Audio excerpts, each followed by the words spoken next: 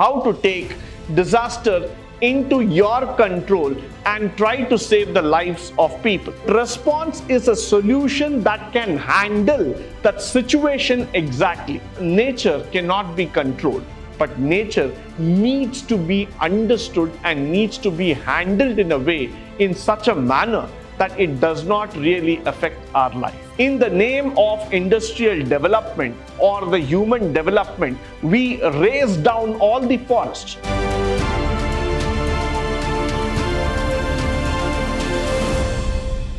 Good morning and welcome to the first session of disaster management. And this subject is one of the most important subjects that you are going to learn from the skill-based concept altogether. Now, the moment we talk about disaster management, it looks as if a little bit worrying or terrifying in nature. But then the subject is all about knowing the nature better. So let's try to explore and understand the concepts of disaster management and try to look into what are the different factors that we are governed about by the nature. So moving forward. Now, the introduction to disaster management consists of the following. We're going to understand what is disaster management. We're also going to learn some of the important concepts that are involved in disaster management. And in particular, we are going to learn about hazards, vulnerability, and risk factors. Before I proceed, let me first try to introduce you to what is disaster management all about. If you look into the picture, you will be able to see some sort of effects that have been taken place on this earth. It might be about a fire explosion, it might be about an earthquake, a flood, tsunami, or it might be about a breakout of a pandemic altogether. So the concept of disaster management is all about understanding how to prevent disaster, how to take disaster into your control and try to save the lives of people. Now, there are many factors which are not under the control of mankind, under the control of human beings. Now, for example, if an earthquake happens, or a sudden flood happens, or let's say that there is a tsunami, or there is, let's say that due to excessive heat, a fire breaks out. Now, these are things which are not under the control of mankind. So we cannot just use technology and try to control the earth. We need to have certain preventive methods or measures through which we will be able to control this disaster effects. So man knows that over a period of time that he needs to build in measures, systems in place so that he is able to control these disasters. We cannot reduce the effect to 0%, but at least we can minimize the effect of disasters that take place in our daily walk of life. So the concept of disaster management itself is how to manage a situation like that. There have been many situations in India itself where we have seen that it has costed the life of people, the life of assets, and so many other factors. Now, all these things teach us a lesson that nature cannot be controlled, but nature needs to be understood and needs to be handled in a way, in such a manner that it does not really affect our life. So the concept of disaster management is all about understanding the nature to the best level possible. So every time when a disaster happens or it reincurs, all we need to do here is that try to control it. Try to bring in a factor, try to bring in a parameter in such a way that the disaster is quite controlled by nature. Now, the concept of disaster management, what is the concept behind it? Why is that people are nowadays so interested in disaster management? Why do people want to know more about it? The concept of disaster management is more from understanding when this disaster occurs, what can be the effects of it. So that's why the concept of disaster management tries to educate people, tries to enlighten people, telling about how we need to do it, how we need to take the precautionary step, and how we need to go forward. So the entire concept of disaster management is on the preventive mode, on the proactive mode rather than the reactive mode. So that's where we need to concentrate. That's where we need to understand the disaster management altogether. Moving forward, when we talk about hazards or vulnerability and risk, these are three different factors that have been classified according to the situation. Now, when I say a hazard, let's try to understand it. Now, this disaster management itself can be defined as the organization and management of resources, responsibilities for dealing with all humanitarian aspects of emergencies, particularly preparedness, response, recovery in order to lessen the impact of disaster.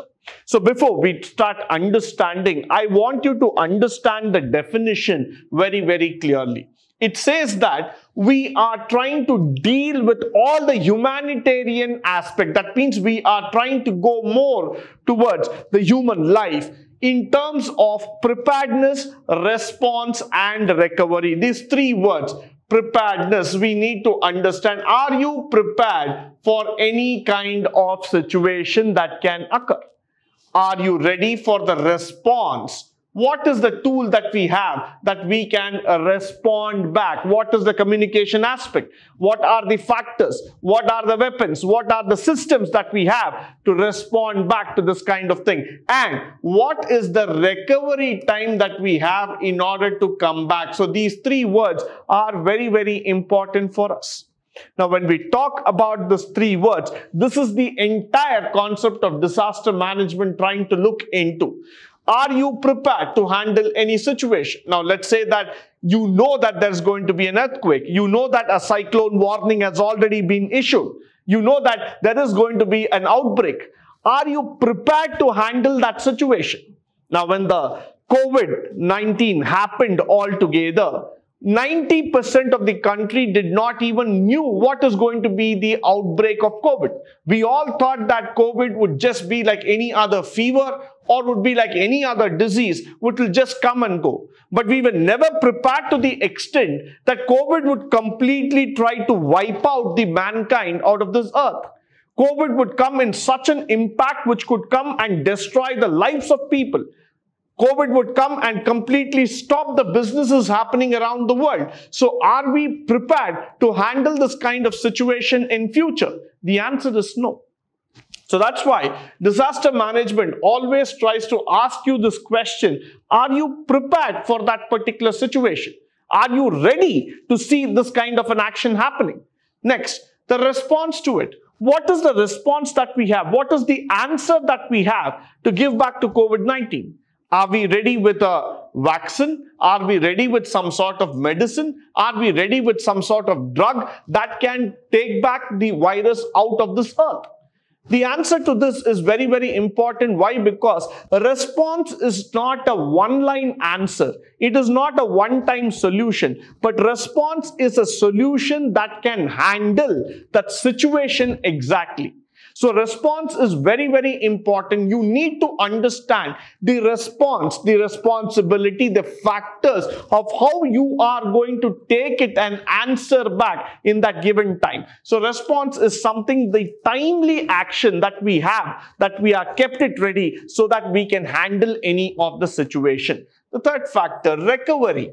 Now, let's say after all these things that has happened on our Mother Earth, today almost 197 countries across the globe are affected with the coronavirus. Now, how do we get out of it? What is the time that we are going to take to come back with a vaccine, recover all the people on this earth? Now, we have a population quite close to 7.2 billion people who live on this earth. How are we going to get back life into that 7.2 billion people? How are we going to recover from the mental stress, from the depression, from the illness? All those factors will be covered under recovery. So the concept of disaster management is all about these three important points. Are you prepared for any situation? Are you ready for the response to that particular situation? And how much time will it take to recover from that situation? So if you have an answer for all these three things, then you are ready with the disaster management. Moving forward, we're going to talk about the types of disasters. So what are the types of disasters that you can talk about? Natural, man-made, and hybrid. Now, natural disasters are something that are well known to us. They are created by nature. Flood or an earthquake or all kind of things that we talk about a natural kind of a disaster. Suddenly there is a cyclone, there are weather changes, there are calamities which are created by Mother Earth, and automatically we land up into a natural disaster. This cannot be controlled by us. These things are not in our control at all. When it comes and creates an havoc, because of which a lot of people lose their life, lose their assets, lose their entire living conditions altogether. But what about man-made disaster? Is man equally responsible for creating a disaster altogether? The answer is definitely yes. Why? Because when you look into the man-made disasters, these are the disasters that have been created by the human mankind. Why? Because he did not see the situation. He did not have the vision of imagining or taking forward the impacts of doing that particular act. Now, for example, let me say that in the name of industrial production or industrial progress, we polluted the entire environment.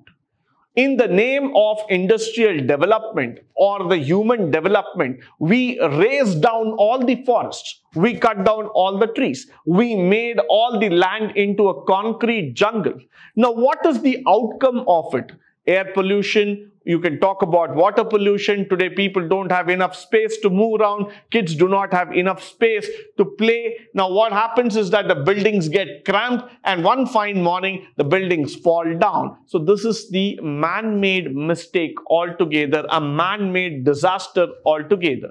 In the name of agriculture, when man kept on playing with the soil and he kept on destroying it, today when soil erosion happens, it is a man-made disaster. It is not a natural disaster. Because man has been warned several times by the nature that how you need to deal with a particular situation, how you need to take care of nature. But unfortunately, none of us took that pride, none of us took it seriously in terms of looking back into the nature, in terms of taking care of the nature, and we played with it. And that is the reason today we have a man-made disaster that is really, really dangerous altogether. Finally, we also have an hybrid kind of disaster. What is a hybrid kind of disaster altogether? A disaster which combines both the natural and man-made. That is called as a hybrid disaster. There are certain things which are created by the nature. Man adds up to it, and that creates a hybrid disaster altogether. Now, for example, when you start looking into soil erosion, one side when there is a heavy rainfall and automatically there's a landslide also happening, the reason is quite normal. When you are being warned before itself, please do not build houses where there is a loose soil, where there is a cause for landslide to happen. Man goes and builds a house on the top of that soil. And when the entire thing just starts going downwards, the reason here is that that leads to a hybrid disaster management altogether. So when you are not able to manage things, and in spite of severe warnings that have been told by the nature, automatically that leads into a hybrid situation altogether. So that is why there are three types of disaster that we need to concentrate upon. One called as a natural, the second one called as a man-made, and the third one is called as the hybrid altogether. Now, moving forward, natural disasters, these are the following. You see agricultural diseases and pests, you see damaging winds, drought, earthquake, emergency, extreme heat, floods, flashes, hails, and all those things. So you could probably see here the diagram where I'm trying to talk about meteorite or a hurricane or a snowfall, tsunami, rain, earthquake, all these factors which are being created by Mother Earth, and you will not be able to stop it at all. So natural disasters have a very, very strong effect on the mankind, and these kind of disasters can definitely cause a very big effect on the human system altogether. Now, moving forward, we have the man-made disasters like hazardous material spills, fire, groundwater, transport, structural failures, mining, explosions, and acts of terrorism. Now, man has never been silent with the nature. He has always taken into the fact that he wants to play with the nature. He wants to prove that he is superior than the nature. And that's the reason where you see that this kind of activities happen, and this leads to a severe disaster altogether. Now, for example, during a plant in Visakhapatnam, the LG Polymers case, which I would like to talk about, that was a man-made disaster which made 25 people lose their life because he had not planned properly about the materials, the hazardous materials that are being used in the plant. 25 people died because of breathlessness, and there was a lot of problem surrounding the entire environment. Now, if you look at the terrorism factor, which is not new to us at all, several countries in the world, including Iran, Iraq, Turkey, all these people have been subjected to terrorism which is being made by the man-made attack. Structural failures, several times there have been the bridges, there have been buildings that have been fallen down because man did not take care of the proper structural constructions altogether. Now, these are all factors which you will see that the error or the mistake has been done by the mankind because he did not take into consideration the micro level details that has to be followed, and because of which hundreds and thousands of people, including the environment, had to take the brunt of it. So this is why man-made disasters can cause a serious effect on the environment, on the system altogether. Moving forward, now we have the hybrid disasters. Just look at the hybrid disasters altogether, starting from the forest clearing to that of the soil erosion, industrial waste, excessive production, and health hazards.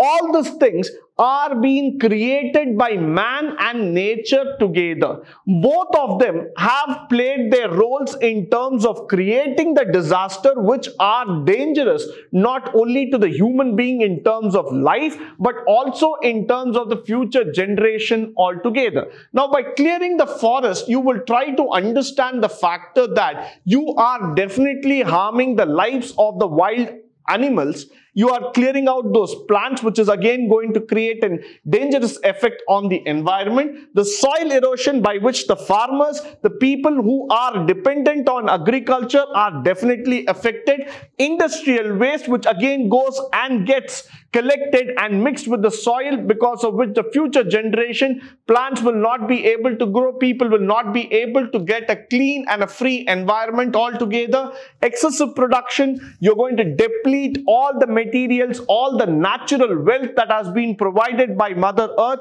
which is again going to lead into a production catastrophe altogether, followed by the health hazards. Most of the people today in India are suffering from severe health hazards like breathing problem, air pollution, which is coming into picture. People are getting food poisoning. All these factors are happening because we are not taking care of the environment. So this environmental issue turns out to become a disaster which comes back to us like a Big Bang theory altogether, and because of which we are losing lives, we are losing the assets to a larger extent as far as possible. Now, moving forward, now, what are the hazards and risk factors altogether? Hazards and risk are something which are called as controllable factors, which can be controlled over a period of time. So, when you see controllable factors, which means to say that you will be able to control it over a period of time. Life versus growth. It is very, very important that you understand that life and growth are interlinked. If you are not giving the equal importance, then the things cannot move forward. So you need to have a balance there. You need to have certain standards and protocols which are working, which are closely interconnected to the human life, followed which there are expectations in excess, because man expects a lot out of the environment, out of the nature, which leads into a lot of problems. So this cyclical factor needs to be understood very clearly. Then only we will be able to control the disaster management. Moving forward, The vulnerability, which is the last factor that we need to see today, this is in context which can be defined as a diminished capacity of an individual where he is not able to cope up, where he is not able to resist the factor, and it leads into a lot of problems altogether. This concept is relative and dynamic, which means I want to say here that man takes up the factor, though he is being warned several times, he is not able to control himself, he goes forward and makes a mistake, which in turn lands up into an hazard or a disaster altogether. Moving forward, with this, we come to the conclusion of today's session. I hope and believe that the session was extremely useful and informative for you. In the coming sessions, we will be talking about the different factors of disaster management and what are the causes behind it. Until then, stay tuned, stay blessed, and stay enlightened. Thank you once again for joining me today.